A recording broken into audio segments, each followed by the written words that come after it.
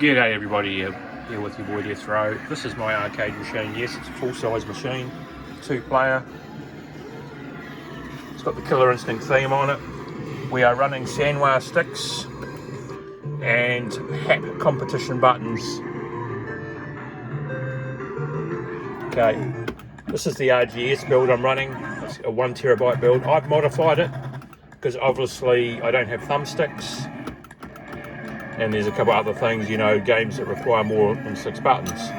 Because I wanted actually arcade, and I didn't want extra buttons. Beautiful build. Let's look at that. Go to the main. That looks very, very nice. It's a 24-inch screen. I'm only running it at 1080p. That's all you need. Look at all the different systems here.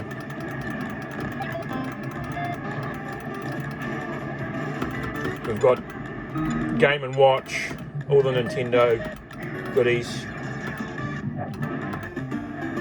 Now, I've ripped a lot out. I'm probably going to kill this N64. We've got some GameCube stuff. I'm working on that. The other stuff was no good.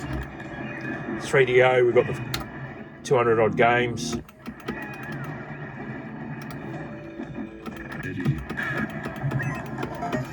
Very, very nice. Sega Saturn, we've got 259 games. As you can see here, beautiful. Look at, it's a very, very nice setup. So as I said, it's been modified. Like PlayStation 2.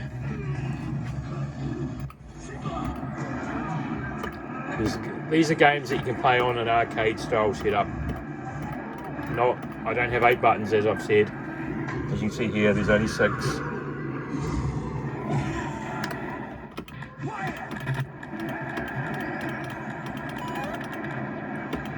And it's great. Same with the PSP.